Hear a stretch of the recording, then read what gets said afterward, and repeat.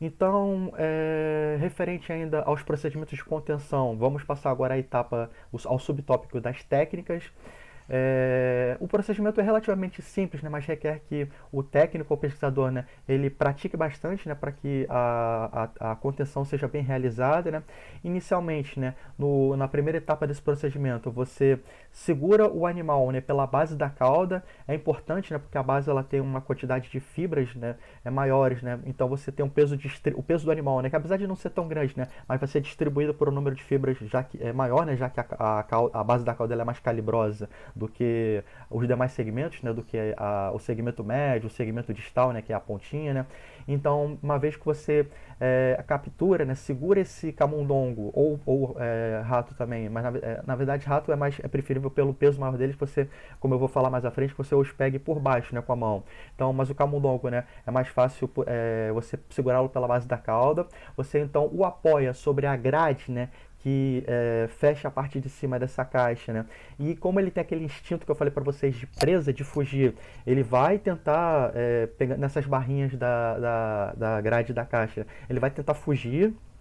Então você aproveita que ele está se segurando ali a todo custo ali, né, numa dessas barrinhas da grade, né, e o estica para trás levemente, né, sem muita pressão. Quando ele estiver com o corpinho todo esticado, você vai passar para essa etapa 3, né, que você vai utilizar o dedo polegar e o dedo indicador.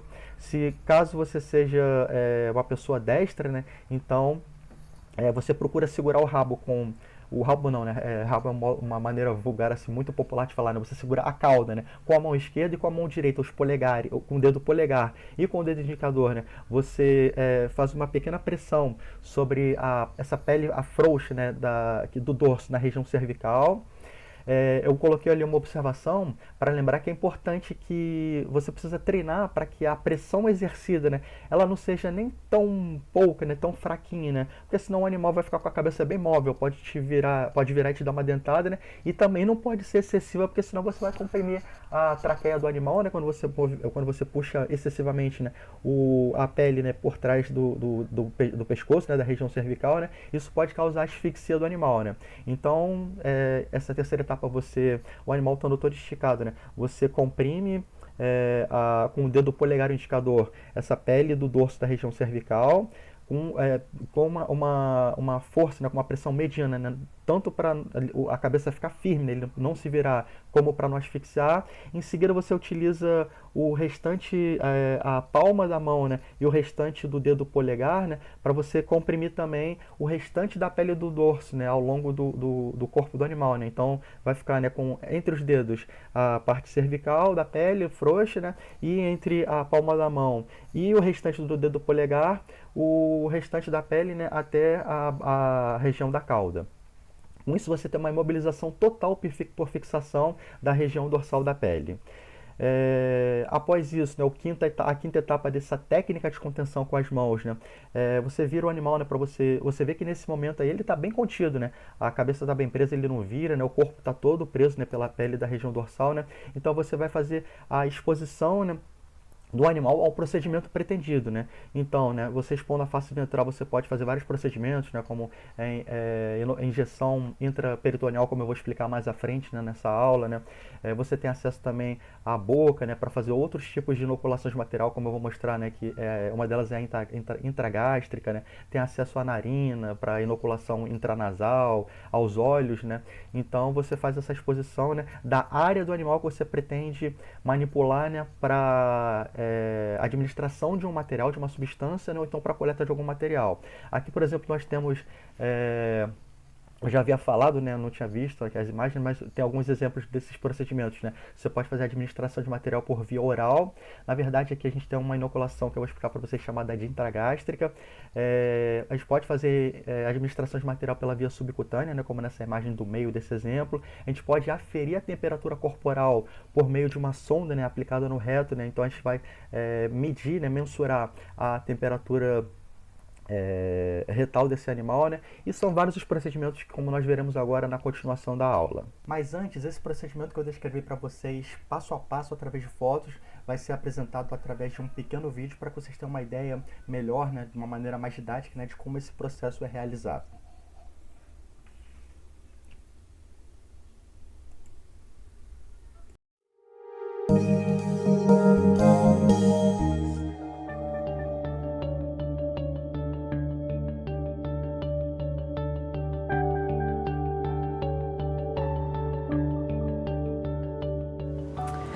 One of the most standardized way of handling mice is picking them up by the tail and scruffing them for various procedures. Just remove the cage lid carefully. Catch the animal by the tail, preferably at the base of the tail, but in mice, which are very small animals, you can also take them further out. You pick the mouse up and place her on a secure surface, either your hand or, for instance, on a cage lid. Allow the animal to get a grip before you scruff her. Then you take a lot of skin, as much as you can get. You turn the animal around, catch the tail with your little finger and hold the animal like this. Then you have a secure grip and you can do various procedures, for instance, urine sampling or injections. When you're done, you put the mouse back either on the surface or back in the cage.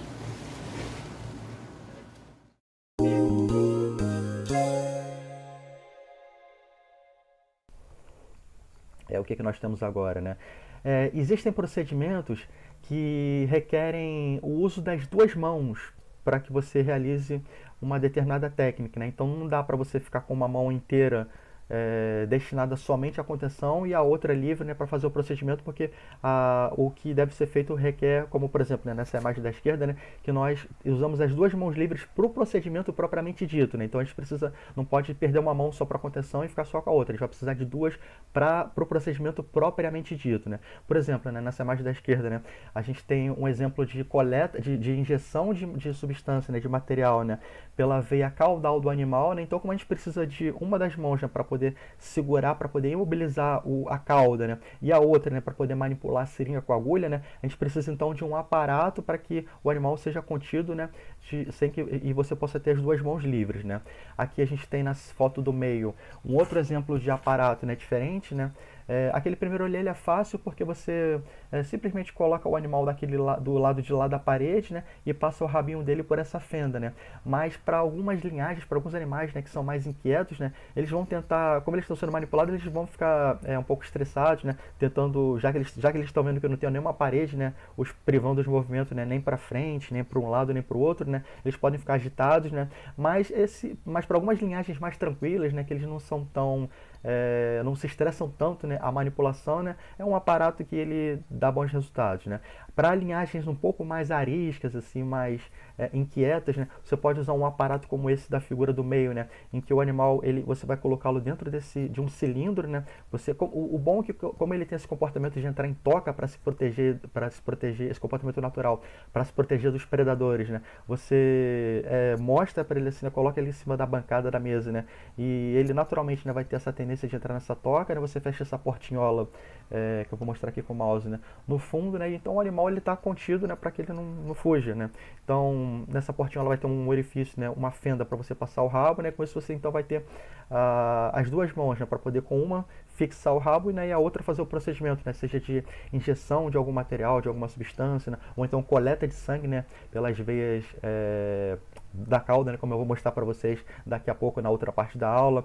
Você tem um terceiro tipo de aparato, né, em que você não precisa fazer o animal espontaneamente entrar nesse cilindro, que na verdade aqui é um cone, né, você pode colocá-lo, né, mais facilmente, diretamente, né, segurando ele pela base da cauda, né, passa pela fenda, né, e aos poucos vai colocando o corpinho dele para dentro desse cone, né, o resto é igual como eu falei, né, você vai ter as duas mãos, imobiliza a cauda com uma, né, se você for destro, né, com a mão esquerda, né, e faz a manipulação com a mão direita mais hábil e vice-versa.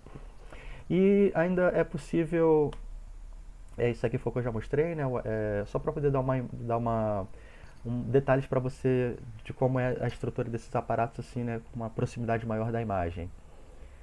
E você pode ainda improvisar no laboratório aparatos para os laboratórios mais pobrinhos, né, que não tem tantos recursos financeiros, né, aparatos de contenção mais simples, né, aqui por exemplo você pega um plástico, né, você faz tipo uma bolsinha, né, e na extremidade você vai ter, obviamente, né, para o animal não ficar asfixiado, né, você tem que fazer um corte, né, que seja suficiente para passar o narizinho, né, o focinho dele, né, mas o resto do corpo você pode usar uma alça, né, um lacre, né, para poder limitar o movimento dele no sentido dele tentar retroceder, tentar sair desse plástico. Então, é um tipo de aparato de contenção mais simples que você pode improvisar no laboratório, né, com materiais comuns, né, como sacos de plástico, né, lembrando que você tem que fazer o furo para o animal não ficar asfixiado, né, lacres, alças de plástico, ou então até mesmo papel, né, um papel mais grossinho, né, você faz um cone, né, insere o animal ali, faz o furinho também para o animal não ficar asfixiado, né, e com isso você pode contê-lo, né, e com uma mão você segura a parte que vai ser manipulada, né, no caso aqui o membro posterior direito do animal está sendo exposto, né, para algum procedimento, como por exemplo, né, injeção na veia safena, ou então coleta de sangue por essa veia também. Aqui em detalhe, né, o que eu falei, né, do plástico sendo usado, né, com uma alça de plástico para poder delimitar o movimento dele, né, e o que eu falei muito importante, né, o orifício para que ele possa respirar normalmente. O mais importante é a saúde e o bem-estar do animal. O aparato bem simples, né, feito com um papel, um plástico mais grossinho, né? Então ele segura o animal com o motor e você expõe, você utiliza a mão só para fixar a parte que você vai trabalhar, né? E com a outra você faz as injeções ou punções. E vocês devem conhecer, né, porque vocês já têm prática de laboratório, né, já trabalharam muito com o Jonathan, com o Bernardo, com outros professores, né, esses tubos de centrifugação chamados de Falcon. Falcon é a empresa, né, mas acabou que o nome correto é tubo de centrifugação de 50 mililitros, né, nesse caso, né, mas tradicionalmente a gente chama de Falcon, que é a empresa pioneira na sua fabricação, é uma fabricante, né, então ele é mais comumente chamado de tubo Falcon, né, mas o certo são tubos de centrifugação de 50 ml, né, que é o caso dessa figura. Você tem os tubos de 15 também, né. Então você pode improvisar tubos Falcon como aparatos de contenção, né? Você faz um furinho nessa ponta dele aqui, nessa extremidade inferior, né, para o animal respirar. Na tampa você faz um segundo furo, né, que é para poder passar com um diâmetro, um calibre suficiente para você passar a cauda do animal. Você fixa então, né, com uma fita adesiva, né, esse aparato, né, sobre a mesa, sobre a bancada, né, para poder o cilindro tubo não ficar rolando, né. Então para você fixá-lo você pode usar uma fita adesiva, né. Então você vai dispor, né, da cauda do animal que vai estar imóvel dentro do tubo, né, para fazer procedimentos de administração de materiais, né, de injeção ou de coleta de sangue.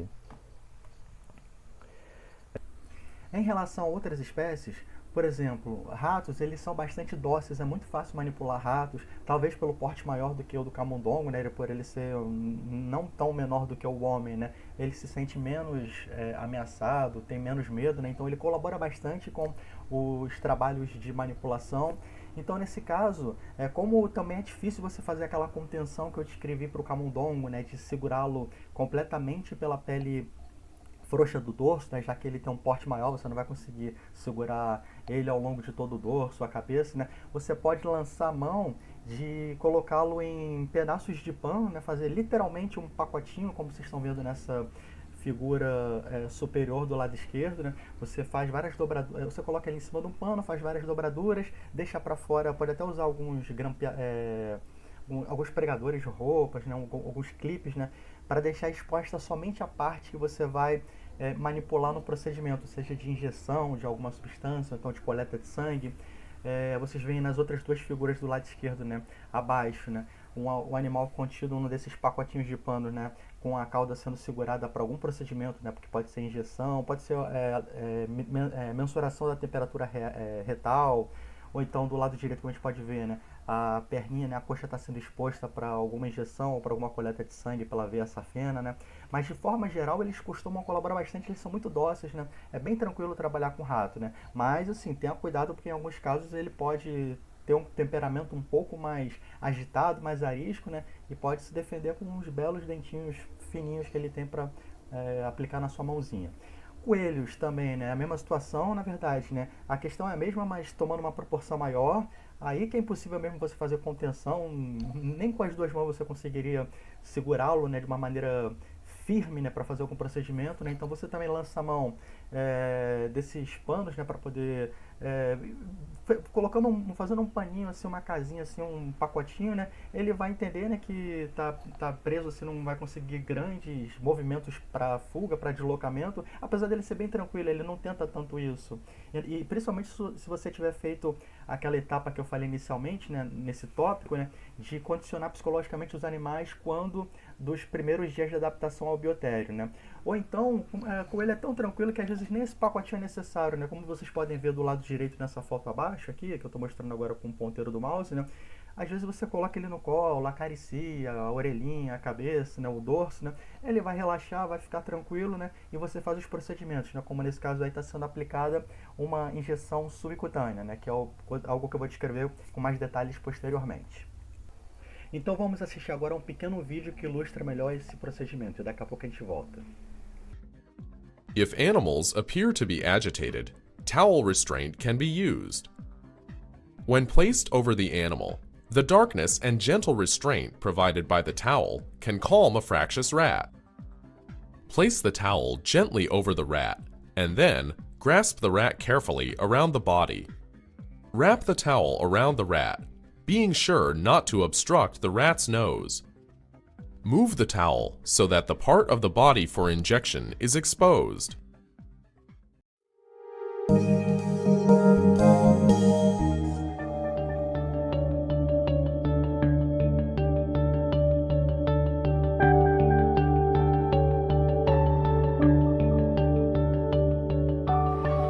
If you're going to inject a rat subcutaneously and he's a little anxious, there is a way of doing that that will sort of give him a little more calmness around the procedure.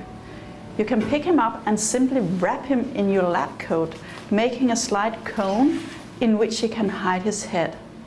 With your left hand, you support his body and you make a skin fold, and then you can use your right hand for injecting the substance that you're going to inject. He will be calmer when wrapped in the lab coat than if you just hold him.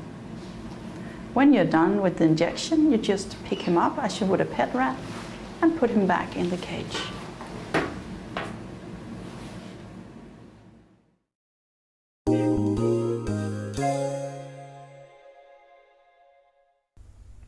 Então, o que temos, né? Anestesia, né? Então, para casos em que os procedimentos geram elevados níveis de estresse e ou dor, é necessário, então, você sedar ou anestesiar o animal, né? Porque senão, por mais dócil que ele seja, ele não vai se manter quietinho, imóvel, vai dar um trabalho, você não vai conseguir. Fora que o risco de você estar realizando algum procedimento, né, de inserção de alguma agulha, de alguma sonda, né, e ele realizar um movimento brusco, né, isso pode causar alguma lesão, algum rompimento de vaso, alguma lesão grave de músculo, lesionar a pele assim intensamente, né? Então, nesses casos, é necessário você realizar uma sedação, se o procedimento for relativamente breve, curto, né? Ou uma anestesia para que você tenha um plano anestésico com um tempo, né, de manipulação mais prolongado. Depois lembrar-se de devidamente, né, fazer a administração nos dias seguintes, né, de anti-inflamatórios e analgésicos para poder o animal não sofrer de dor, de estresse, né? Você precisa considerar rigorosamente a questão do bem-estar animal. Nesses dois procedimentos que eu estou mostrando para vocês nessas fotos, que eu estou agora mostrando com o ponteiro do mouse, né, são procedimentos de injeção de substâncias ou coleta de sangue, né, pelo plexo retroorbital em camundongos, né, no caso, na verdade, aqui na esquerda é um rato e na direita é um camundongo, né, que por ser um procedimento que não... Ele incomoda bastante o animal, né? Obviamente, não preciso nem falar isso para vocês, né? Ninguém vai ficar confortável tendo uma agulha, né, sendo injetada por trás do globo ocular, ou então um tubo capilar, né, como no caso dessa foto da direita, né? Então, para que se garanta o bem-estar físico e psicológico do animal, a segurança, né, para que um movimento brusco na tentativa dele fugir desse procedimento incômodo, né, você possa lesionar um globo ocular ou então algum outro órgão, né? A gente precisa realizar obrigatoriamente, né, a sedação se for algo curto ou a anestesia se for algum procedimento um pouco mais longo, né? E sempre buscar desenvolver métodos alternativos, né, para evitar esses procedimentos. Por exemplo, eu vou falar para vocês mais adiante no tópico sobre administração, sobre as técnicas de administração de substâncias, né, ou de coleta de materiais, né, que muitos desses métodos atualmente eles são...